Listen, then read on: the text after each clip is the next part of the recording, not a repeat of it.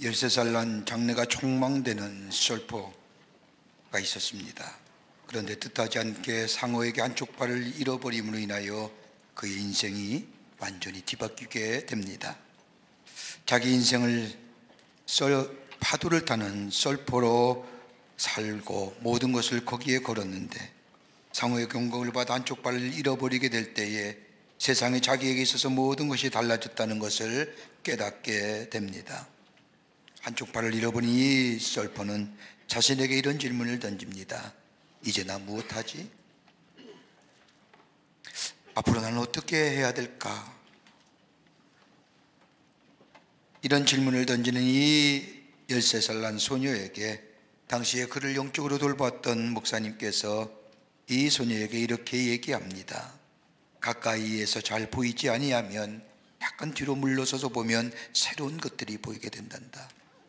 그러면서 평소에 이 목사님이 좋았던 하나님의 말씀을 이 13살 난 소녀에게 전해줍니다. 그것은 예레미야 29장 11절의 말씀이었습니다. 여호와의 말씀이니라 너희를 향한 나의 생각을 내가 아나니 평안이요 재앙이 아니니라 너희에게 미래와 희망을 주는 것이니라. 이 말씀을 듣는 이 소녀는 이 목사님에게 묻습니다. 목사님, 내가 이렇게 된 것이 하나님의 계획입니까? 이 질문에 목사님께서 대답합니다. 세상의 비극적인 일에 대해서는 나는 잘 모른단다. 그러나 분명한 것은 그것을 통하여 놀랄 만한 새로운 것들이 시작된다는 것은 나는 분명히 안다. 나는 그것을 너를 통하여 보기를 원한다 라고 말합니다. 그러나 여전히 자신의 삶에 다가오는 불편함이 일상생활 속에서 계속해서 좌절로 남아 있습니다. 가족의 뜨거운 사랑이 있었지만 그 사랑을 받아들이지 못합니다. 그런 와중에 2004년에 저 태국 북해에서 쓰나미가 나 무려 30만 명이 죽는 엄청난 자연재해가 일어납니다. 이 소녀가 다니는 교회에서 저 태국 북해의 자원봉사자로 사람을 모아서 가는데 이 소녀가 자원봉사자로 태국 북해에 가게 됩니다. 자연재해 현장에서는 손과 발로 일을 해야 하는데 한 손이 불편한 이 뱃선이는 할 일이 없이 이리저리 해변가를 와 가다가 그때 아무런 표정 없는 한 아이를 발견하게 됩니다.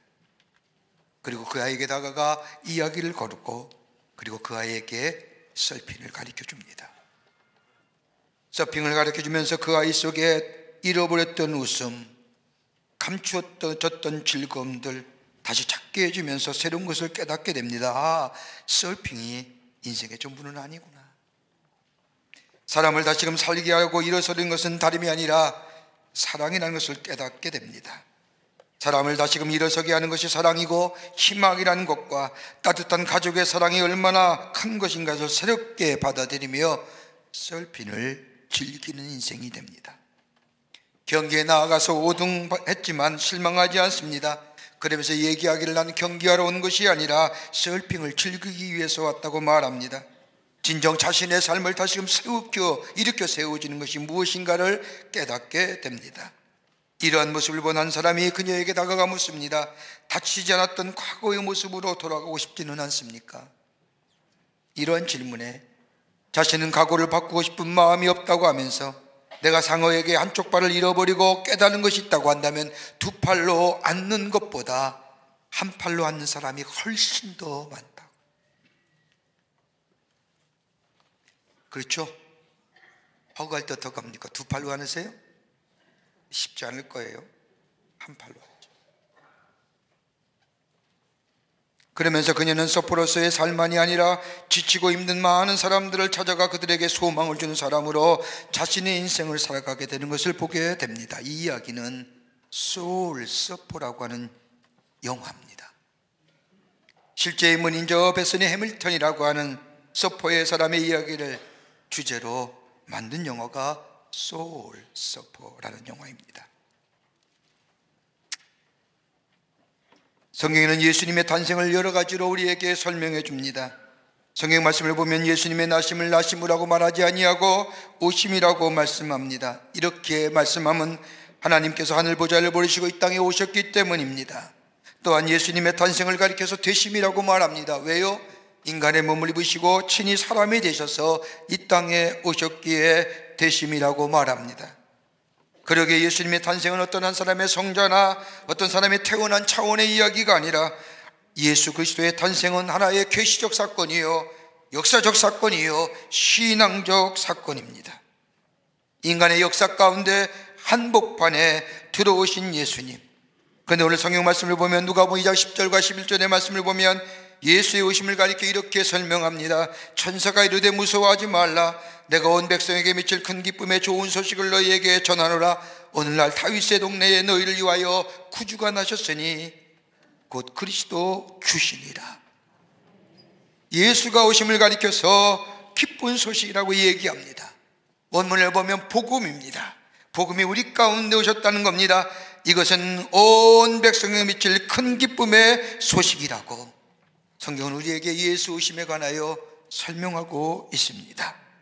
인류를 향한 큰 기쁨의 소식, 아니 나를 향한 큰 기쁨의 소식, 그 복음의 내용이 어떤 것이기에 기쁨이, 감사가 넘쳐나는 이 성탄의 절기가 될 수 있을까요? 오늘 본문의 말씀을 통해서 함께 말씀을 나누며 예수 오심의 기쁨을, 또 예수 그리스도의 놀라운 사랑을 다시 한번 우리 가운데 경험하는, 체험하는 이 귀한 시간 되시기를 먼저 주의 이름으로 축원합니다. 첫째는 우리에게 참된 생명을 주시기 위해서 우리 예수님이 우리 가운데 오셨다는 겁니다. 오늘 요한복음 1장 9절의 말씀을 보면 참 빛 곧 세상에 와서 각 사람에게 비추는 빛이 있었나니 빛 대신 예수님이 우리 가운데 오셨다는 겁니다. 여러분, 빛은 단순히 어둠을 밝히는 것만 알고 계시는지요? 아니지 않습니까? 빛에는 여러 가지의 특징이 있고 여러 가지의 성격이 있습니다. 빛은 어둠을 물러갈 뿐만 아니라 우리에게 안전함과 평안함을 가져다 줍니다. 여러분, 어둠이 있을 때는 우리에게 불안하지 않습니까? 어둠이 있을 때는 우리에게 두려움이 찾아옵니다. 어둠이 있을 때는 우리에게 두려움을 넘어서서 그것이 우리 안에 상승작용할 때 불안과 염려와 걱정의 어두운 것들이 우리 마음속에 자리 잡습니다. 그러나 빛이 임하게 될 때는 우리 마음에 어둠이 물러갈 뿐만 아니라 우리 안에 안전함이 있습니다. 평안함이 있습니다. 더 나아가 빛이 우리 가운데 있을 때에 우리 안에 생명의 역사가 일어납니다. 그리고 빛이 임하게 될 때 우리 안에 열매가 맺어지게 됩니다. 그러기에 우리 예수님이 빛 대신 예수님으로 빛으로 이 땅에 오셨다는 겁니다. 어둠을 물러가게 하시고 우리 안에 밝음과 더불어 안전과 평안을 주실 뿐만 아니라 생명의 역사를 일으킬 뿐만 아니라 우리의 삶 속에 열매를 맺는 인생으로 살아가게 하시기 위해서 우리 예수님이 빛으로 이 땅에 오셨다는 겁니다. 여러분, 2001년에 9.11 사태가 일어나지 않았습니까? 그런데 그 9.11 사태가 일어난 얼마 후에 갑자기 뉴욕에 정전이 되고 맙니다. 순식간에 뉴욕의 거대한 도시가 암흑의 도시로 바뀌었습니다. 9.11 사태를 겪은 지 얼마 안 되었기에 모든 뉴욕의 사람들이 그 거대한 암흑의 공포에 휩싸이게 됩니다. 신호등은 정지되어 차가 혼란스럽습니다. 고층의 빌딩의 엘리베이터가 정지되어 수많은 사람들이 그곳에 갇혀서 하늘에 떠 있으며 아래를 보며 벌벌 두려움에 떱니다. 지하철은 서버리고 말았습니다. 한순간에 공포와 불안과 염려와 걱정과 근심의 도시로 변해버렸습니다. 그런데 정전된 지 10분 만에 다시가 전기가 공급될 때에 뉴욕 시민들의 마음속에는 어둠으로 인하는 불안과 걱정과 염려와 근심은 사라지고 빛으로 인하여 안도와 더불어 평안함을 갖게 되었다는 겁니다. 우리의 삶, 죄로 말미암아 어둠이 짙어진 우리의 인생, 내 안에 이 어둠으로 인하여 안전도 보장 못하고 내 삶의 평안함이 사라진 우리의 삶, 하나님과의 관계가 끊어지니 나와 나 자신의 관계가 끊어져 더 나아가 이웃과의 관계가 끊어져 내 안에 생명의 역사가 잠기어버린 우리의 인생들, 그러게 내가 아무리 내 삶을 몸부리치며 열매 맺는 인생으로 살고자 해도 내 안에 빛이 없기에 열매가 사라진 우리의 삶들, 우리 하나님은 우리의 인생의 모습을 측은히 여기시고 불쌍히 여기셔서 우리를 구원하시기 위해서 하나밖에 없는 아들 예수 그리스도를 이 땅에 빛으로 보내시어 우리 안에 어두움을 사라지게 하여 주시고 죄로 인하여 우리 안에 깊게 들여진 세상의 그림자를 물리쳐 주시고 우리 안에 안전과 평화와 더불어 우리의 삶 속에 새로운 생명의 역사를 통하여 열매 맺기 위해서 우리 주님이 이 땅에 인간의 몸을 입으시고 오신 것이 바로 성탄이라는 겁니다. 그러기에 복음이지 않습니까? 온 인류를 위한, 온 세상에 미칠 큰 기쁨의 좋은 소식, 이 복음, 빛 되신 예수께서 우리에게 오셔서 우리를 안전과 평화와 그리고 두려움이 더름을 벗게 하시고 우리 안에 생명의 역사와 열매 맺는 인생을 삶게 하시기 위해서 우리 주님이 빛으로 이 땅에 오셨다는 겁니다. 참된 생명에 주시기 위해서 우리 예수님이 오늘 우리에게 오신 것이 바로 성탄입니다. 두 번째는 오늘 본문의 말씀을 보면 예수님이 우리 가운데 오신 것을 가리켜서 다름이 아니라 평화의 중보자로 우리 가운데 오셨다는 겁니다. 오늘 읽은 본문의 말씀을 보면 지극히 높은 곳에서는 하나님께 영광이요 땅에서는 하나님이 기뻐하시는 사람들 중에 평화로다라고 말합니다. 우리에게 평화를 주시기 위해서 우리 예수님이 평화의 왕으로 평화의 중보자로 이 땅에 오셨다는 겁니다. 여러분 창세기의 말씀에 보면 아담과 하와가 살던 에덴 동산에 대한 기사가 나옵니다. 여러분 자세히 읽어보면 에덴 동산에는 4개의 강이 흘렀다고 합니다. 하나는 기손강이요, 또 하나는 기올강이요, 기온강이요, 세 번째 강은 히데겔 강이요, 또 하나의 강이 있다면 유브라데 강입니다. 근데 그 강마다 상징성 있고 의미 있는 강입니다. 저 기손강은 뛴다라는 의미를 가지고 있었고, 기온강은 은혜라고 하는 의미가 있으며, 히데겔 강은 결실이요, 저 유브라데 강은 능력이란 뜻입니다. 하나님과 함께 거할 때에 하나님이 함께 거하시는 것, 하나님과의 관계가 화목의 관계요, 하나님이 나의 아버지가 된다고 고백되는 그 관계 속에는 내 안에는 은혜가 있습니다. 내 안에는 뛰는 기쁨이 있습니다. 열매가 맺어집니다. 하나님이 내게 능력 주시는 삶을 살아갑니다. 그런데 아담과 하와가 하나님의 말씀에 불순종하여 저 에덴 동산에서 추방된 후에 우리 안에 은혜도 사라졌습니다. 우리 안에 뛰고 뛰는 기쁨의 삶도 사라졌습니다. 우리 안에 능력 사라진 지 오래입니다. 우리 안에 열매 맺는 삶 사라진 지 오래입니다. 땀 흘려 수고해야만이 열매가 맺어지고 애써야만이 내 애씀의 노력의 결과가 생겨지는, 그러기에 내 안에 쉼과 안심과 평안 사라진 삶, 다름이 아니라 하나님의 관계가 깨졌습니다. 나와 나 자신과의 관계가 무너졌습니다. 더 나아가 이웃과의 관계가 멀어졌습니다. 평화가 사라졌습니다. 우리가 평화를 말할 때는 두 가지의 평화가 있습니다. 하나는 로마의 평화입니다. 로마식 팍스 로마니아라고 해서 평화의 개념, 로마식의 평화입니다. 이것은 힘의 철학과 논리에서 이루어지는 평화, 즉 승리가 곧 평화라는 개념입니다. 전쟁과 억압과 수탈과 착취로 다 없애버려야만 이루어지는 평화, 여러분 이것은 평화가 아닙니다. 조용한 것 같으나 조용한 것이 아닙니다. 숨죽일 따름입니다. 그러나 또 하나의 평화가 있다고 한다면 저 히브리의 평화, 헬라어로 말하자면 에이레라고 하는 이 평화, 다른 말로 말하면 샬롬의 축복입니다. 샬롬의 평화는 도덕적이고 정치적이고 심지어는 물질적인 것이 다 포함하는 평화를 얘기합니다. 완전한 평화입니다. 이 평화의 뿌리는 하나님께 있습니다.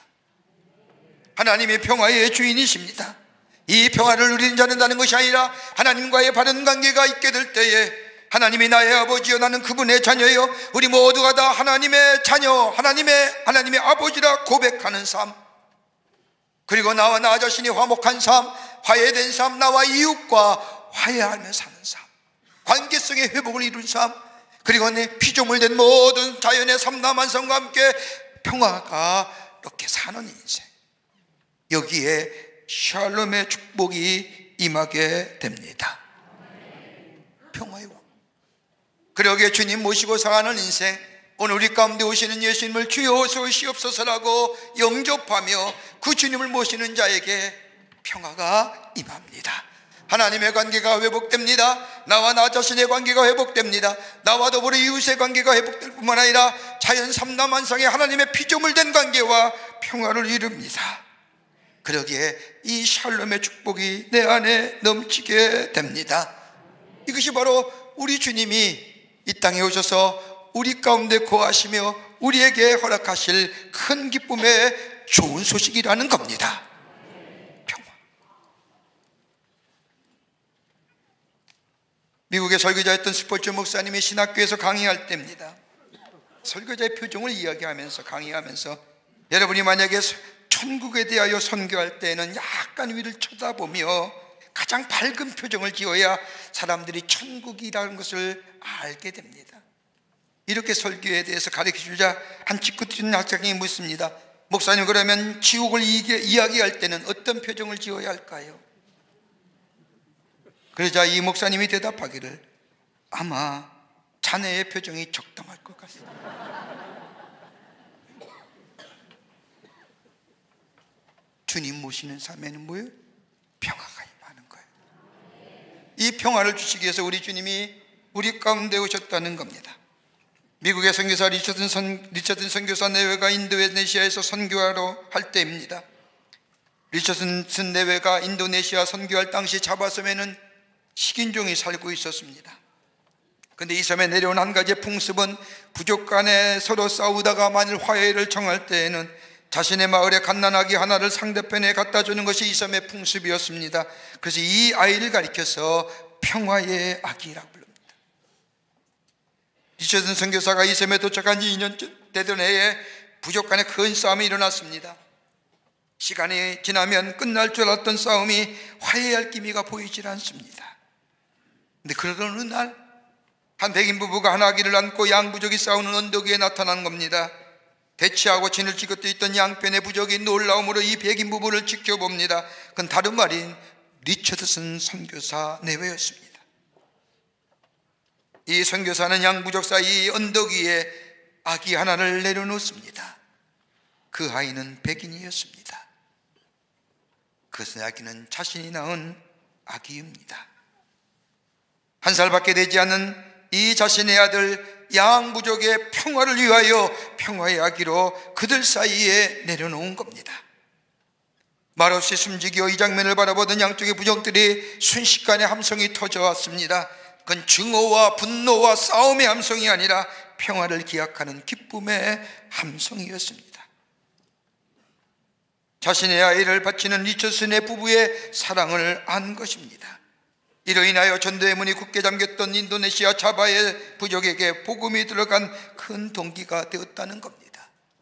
우리 주님이 평화의 왕으로 우리에게 참된 평화를 주시기 위해서 우리에게 이 땅에 인간의 몸을 입고 오셨다는 겁니다. 그 주님을 모시는 자마다 내 안에 평화가 넘칩니다. 평화, 하늘에서 내려온 평화가 우리 가운데 임하여 내 안에 참된 만족과 참된 기쁨이, 어둠이 사라지고 불안과 염려가 사라지는 하나님과 나와의 관계가 화평하고 나와 나 자신의 관계가 화평할 뿐만 아니라 다른 사람과의 관계가 화평케 하는 화평의 사람으로, 평안의 사람으로 우리를 세우시기 위해서 우리 주님이 인간의 몸을 입으시고 이 땅에 오셨다는 겁니다. 이것이 바로 큰 기쁨의 좋은 소식이라는 겁니다.